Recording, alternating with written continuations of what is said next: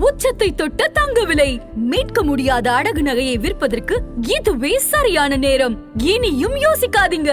உங்க தங்க நகைய அதிக விலைக்கு விற்க சிறந்த வழி prime gold hub 9840551787. No compromise. உங்க சைடுலயும் எங்க சைடுலயும். It's a GT promise. GT Holidays, South India's #1 travel brand. இந்த கிறிஸ்துமஸை இன்னும் அழகாக்க காஞ்சிபுரம் SM சில்க்ஸில் 60% வரை சிறப்பு தள்ளுபடி. அருகில் உள்ள ஷோரூமை இப்பவே. உங்களோட ஃப்ரெண்ட் தோழின்னு சொல்லலாம் ரம்யா ஜோ பிக் பாஸ் வீட்டுக்குள்ள போயிருக்காங்க. தெரியும். ரம்யாக்கா போகும்போது ஃபர்ஸ்ட் ஆடிஷன் அட்டன் பண்ணாங்க. செலக்ட் ஆகிட்டாங்கன்னு சொல்லிட்டு எங்கிட்டயோ அப்புறம் எங்க ஓனர்கிட்டயும் சொன்னாங்க. அப்புறம் அவங்களுக்கு ஃபர்ஸ்ட் உள்ள போறதுக்கு விருப்பமே இல்லை. நானும் எங்க டீம்ல இருக்கிற எல்லாருமே அவங்க கிட்ட சொன்னது என்னன்னா, கண்டிப்பா இதை நீங்க யூஸ் பண்ணிக்கணும், நீங்க போகணும். ஏன்னா யாருக்கும் அந்த சான்ஸ் கிடைக்காது, உங்களுக்கு கிடைச்சு. நான் நிறைய ஏங்கியிருக்கேன், எனக்கு பிக் பாஸ்குள்ள போகணும். கேம் பிளே பாத்துக்கிறீங்களா ரம்யாவோட கேம் பிளே? ஆரம்ப கட்டத்துல நிறைய சத்தம் போட்டுட்டு பயம் வைலன்ஸோட போயிட்டு இருந்துச்சு. நடுவில் ரொம்ப அமைதியாயிருச்சு. ரம்யாக்கா உள்ள போய் அவங்களுக்கு எப்படி விளையாடணும்னு தெரியல. ஆனா உள்ள இருக்கிறாங்க, நார்மலா இது ஒரு கேம் அப்படின்னு சொல்லிட்டு இருக்கிறது மாதிரி இருக்கிறாங்க. ஆனா அது எப்படி விளையாண்டு கொண்டு போகணும்னு எந்த இடத்துல தப்பு பண்றாங்கன்னு நினைக்கிறேன். அவங்க ஒரு கேம் கொடுத்துட்டாங்கன்னா சடார்னு கோவப்படுறாங்க. இப்ப ரீசெண்டா அழுதாங்கல்ல, அப்போ எனக்கு கஷ்டமா இருந்துச்சு. ஐயோ விட்டுருங்க, நான் காலில் விழுகிறேன்னு விட்டு. 2-3 வீடியோஸ்ல நாங்களும் தொடர்ந்து பார்த்துட்டு இருந்தோம். திடீர்னு மயக்கம் போட்டு விழுந்துடுறாங்க அப்படின்றது. ஹெல்த்தி ப்ராப்ளம் நிறையவே இருக்கு அவங்களுக்கு. நிறைய ஃபுட் எடுத்துக்க மாட்டாங்க அவங்க. இப்ப நிறைய ரீல்ஸ் அவங்களோடது ட்ரோல் பண்ணி போட்டுட்டு இருக்காங்க. ரம்யா ஜோ ஆடல் பாடல்ல எப்படி இருந்தாங்களோ அதே மாதிரிதான் இதுக்குள்ளேயும் இருக்கிறாங்க. அதே 4 ஸ்டெப்பு தான் போடுறாங்க. அப்படி ஆரம்ப கட்டத்துல ரம்யாவுக்கும் திவாகருக்கும் ஒரு மாதிரி சின்ன வாக்குவாதம் போயிட்டு இருக்கும்போது திவாகர் ஒரு வார்த்தை ஒண்ணு விட்டுருங்க, தகுதி தாராதாரம் தெரியாதவங்க எல்லாம் உள்ள விட்டுருக்காங்க அப்படின்ற மாதிரி. தப்பு தான் அது. ஏன்னா இப்ப எங்களோட இப்ப ஆடல் பாடல்னு சொல்லி ஆடல் பாடல் ஆடிட்டு இருக்கிறவ ஸ்டேஜ் பிக் பாஸ் ஸ்டேஜுக்கு போயிருக்காங்க. ஆடல் பாடல் ஸ்டேஜ் விட்டு பிக் பாஸ் மேடையான்னு சொல்லி நிறைய பேர் இப்ப வீடியோ போட்டுட்டு இருக்காங்க. அந்த லைஃபுக்குள்ள வந்துட்டு நம்ம ஒரு லைஃப்குள்ள போகும்போது அந்த கஷ்டம் நம்மளுக்கு தானே தெரியும். ஆதன் சினிமா நேயர்கள் எல்லாருக்கும் ஒரு பெரிய வணக்கம். இன்னைக்கு நம்ம கூட இணைஞ்ச கெஸ்ட் யாருன்னு பாத்தீங்கன்னா, இவங்களை பத்தி நிறைய விஷயம் சொல்லலாம். சமீபத்துல இவங்களோட நேர்காணல் தொடர்ந்து பார்த்துருக்கோம். அந்த வகையில இன்னைக்கு நம்ம கூட இணைஞ்ச கெஸ்ட் கோவை சூர்யா குட்டி வந்திருக்காங்க. வணக்கம். வணக்கம். எப்படி இருக்கீங்க? நல்லா இருக்கேன். நீங்க நல்லா இருக்கீங்களா? நல்லா இருக்கு. ரொம்ப நாள் கழிச்சு சந்திக்கிறோம். வாழ்க்கை எப்படி போயிட்டு இருக்கு? நல்லா போயிட்டு இருக்கு. சிறப்பு. நிறைய விஷயங்கள் பேசணும்னு நினைக்கிறேன். முதலாவது உங்களோட ஃப்ரெண்ட் தோழின்னு சொல்லலாம் ரம்யா ஜோ பிக் பாஸ் வீட்டுக்குள்ள போயிருக்காங்க. பாக்குறீங்களா முதல்ல பிக் பாஸ்? பிக் பாஸ் கொஞ்ச நாளா பாத்துட்டு இருந்தேன். இப்ப எனக்கு பாக்குறதுக்கு இன்ட்ரெஸ்ட் இல்ல. ஓகே, என்னாச்சு? இப்போ கொஞ்சம் எனக்கு பிடிக்கல. ஓகே, ஏதாவது பர்டிகுலரா ஏதாவது காரணம் இருக்கா பிடிக்காம இருக்கு? பிடிக்கலன்னா எனக்கு பாக்குறதுக்கு இன்ட்ரெஸ்டா இருக்கும் இல்லையா? இப்ப நிறைய பிக் பாஸ் பத்தி நிறைய கம்ப்ளைண்ட் பண்ணிட்டு இருக்காங்கல்ல, இந்த மாதிரி இருக்கு, நல்லா இல்ல, பிக் பாஸ் சீசன் 9 நல்லாவே இல்ல அப்படின்னு சொல்லி. அப்போ நானும் பாத்துட்டு தான் இருந்தேன். ரம்யாக்கா உள்ள இருக்காங்க, அப்புறம் பார்வதி அக்கா இருக்காங்க, அதுக்கப்புறம் என்னோட ஃப்ரெண்ட் ஒருத்தவங்க இருந்தாங்க, அவங்கதான் ஃபர்ஸ்ட் எலிமினேட் ஆகி போனேன். அப்சரா.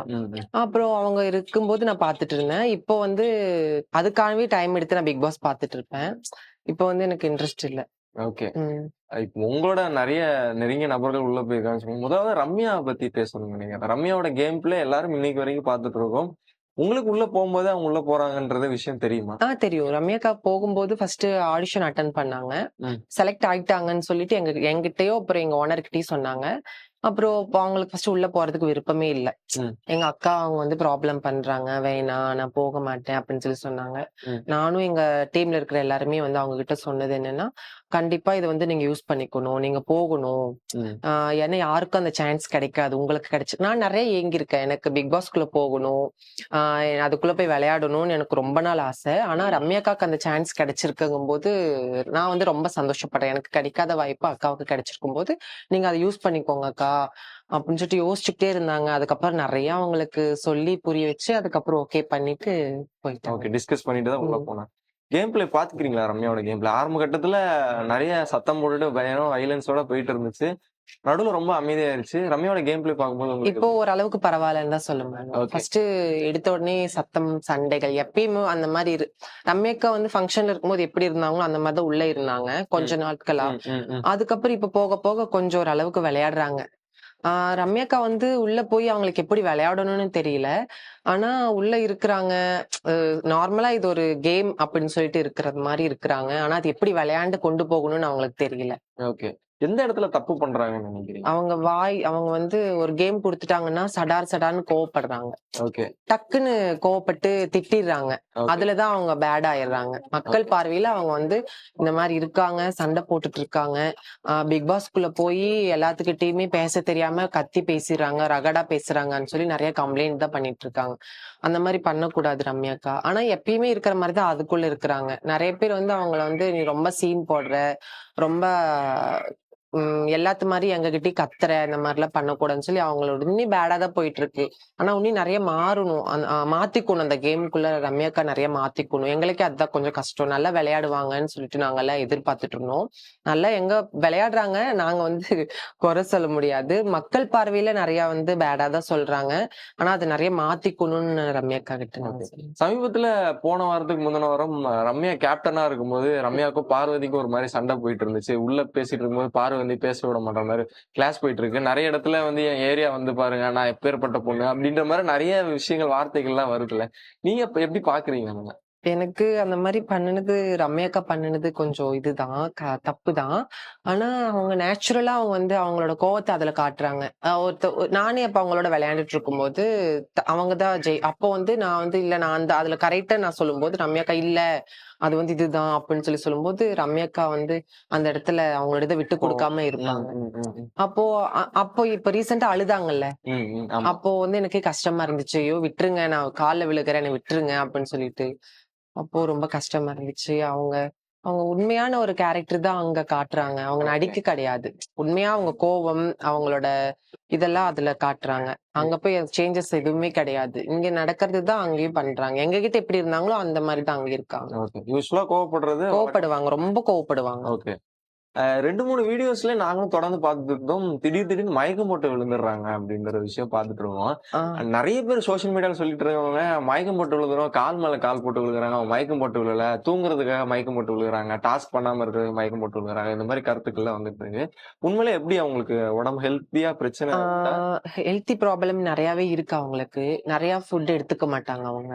ம். ஆக்சுவலா நான் அங்க உங்களோட இருக்கும்போது நான் தான் சமைச்சு குடுப்பேன். ஓகே. டெய்லியுமே எக் எடுத்துக்குவாங்க. முட்டை சாப்பிடுவாங்க. ஏதாவது ஒரு பொரியல், சாப்பாடு சாப்பிடுவாங்க. பருப்பு சாதம் அதிகமா சாப்பிடுவாங்க. அப்போ அவங்களுக்கு ஏதோ அவங்க ஃபேமிலி பிரச்சனை, அவங்கள பெர்சனல் பிரச்சனை நெனச்சு டெய்லியுமே யோசிச்சுக்கிட்டே இருப்பாங்க இங்க இருக்கும்போது.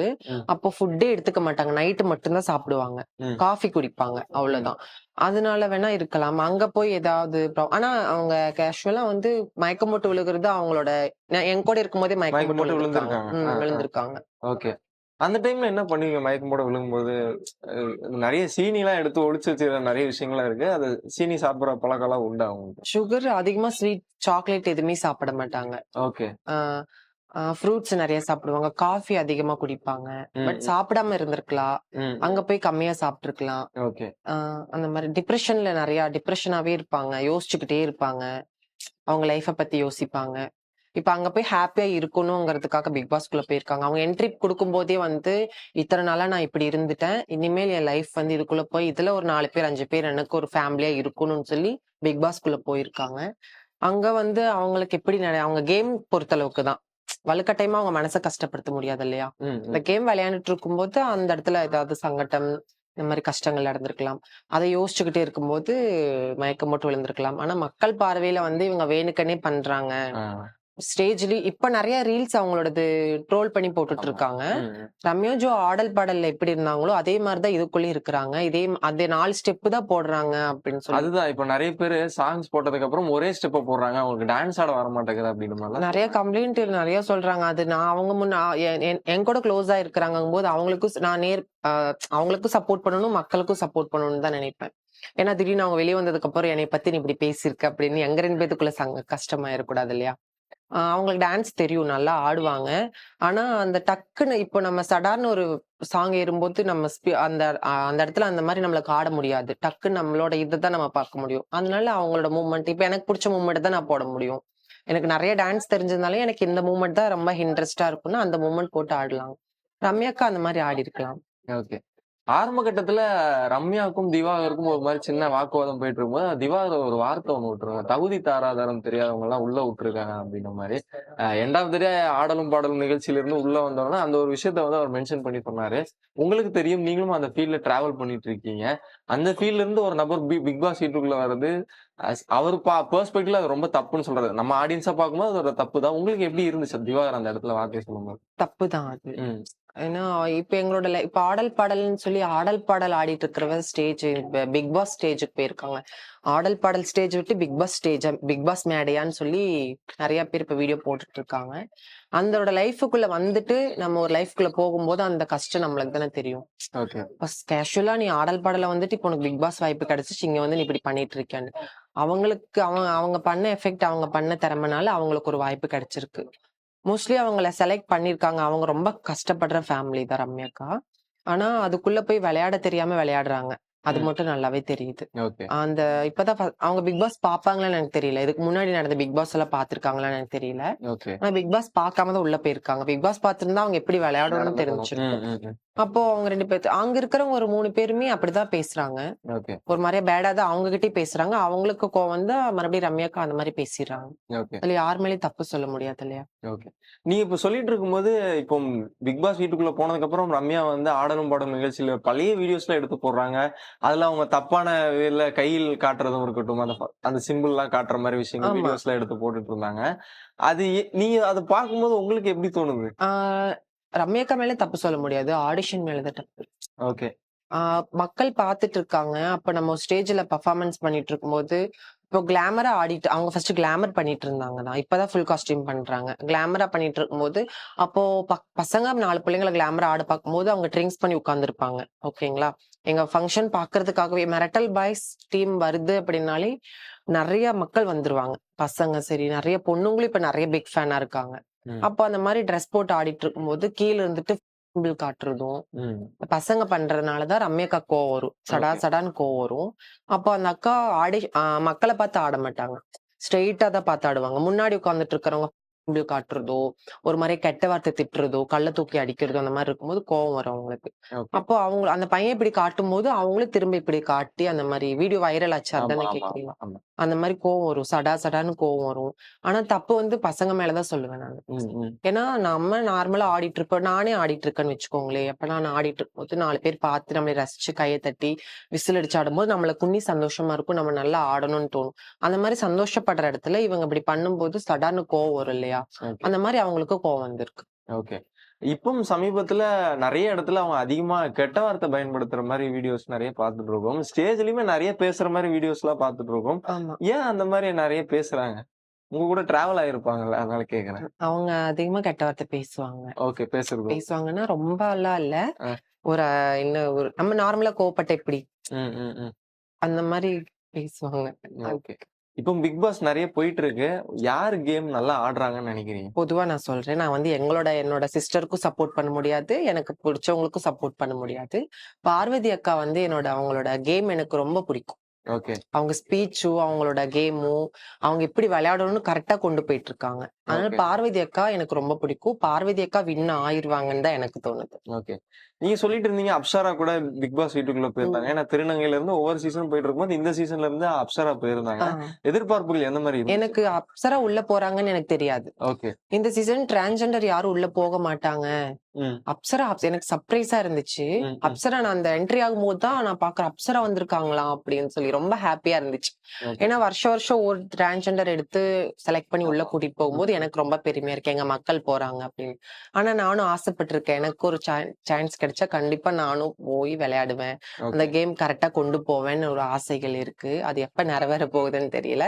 அப்சரா போனது எனக்கு ரொம்ப சந்தோஷமா இருந்துச்சு. ஆனா எதிர்பார்க்க முடியாத ஒரு அப்சரா என்ட்ரி கொடுத்திருக்காங்க அப்படிங்கும்போது. ஆனா நினைச்சு கூட பாக்கல ஃபர்ஸ்டே அவங்க வெளியே வந்துருவாங்க அப்படின்னு.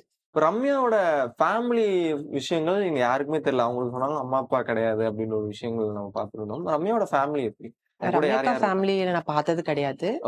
ரம்யாக்கா என்ட்ரி கொடுக்கும்போது பிக் பாஸ்குள்ள என்ட்ரி கொடுக்கும்போது அவங்க ஃபேமிலி அவங்களோட தனு பாப்பா ரம்யாக்காக்கு அவங்க அக்கா பொண்ணுன்னா ரொம்ப பிடிக்கும். அம்மா அப்பா இல்லைன்னு சொல்லியிருக்காங்க.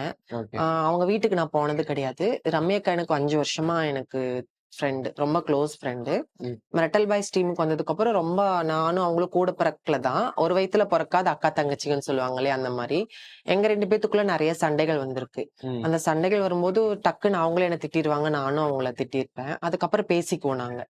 ரம்யாக்கா அம்மா அப்பா இல்ல அவங்களுக்கு. ஆனா அக்கா 2 அக்கா இருக்காங்க, தம்பி இருக்காங்க. ஓகே. தம்பி இருக்காங்கன்னு தம்பி சொல்லியிருக்காங்க. இருக்காங்க. ம், ம். அக்காக்கு வந்து ஒரு அக்கா கல்யாணம் ஆயிடுச்சு. ஓகே. தனு பாப்பா இருக்காங்க. ரம்யாக்காவோட கையில பாத்தீங்கன்னா தனுன்னு சொல்லி தனு பாப்பான்னு டேட்டா டாட்டூ. வச்சிருப்பாங்க. தனு பாப்பான்னா ரொம்ப இஷ்டம் அவங்களுக்கு. அந்த பாப்பாக்காக உயிரே கொடுப்பாங்க ரம்யாக்கா. அவங்க ஃபேமிலியை நான் அப்பதான் பாக்குறேன். ஓகே. ரம்யாக்கா ஆடல் பாடல்ல போனதுக்கு அப்புறம் அவங்க ஃபேமிலியில வந்து கொஞ்சம் இந்த மாதிரி ட்ரெஸ் போட்டு ஆடும். யார் ஃபேமிலியா இருந்தாலும் அப்படி சொல்லுவாங்க. என் ஃபேமிலி அப்படி சொல்லியிருக்காங்க.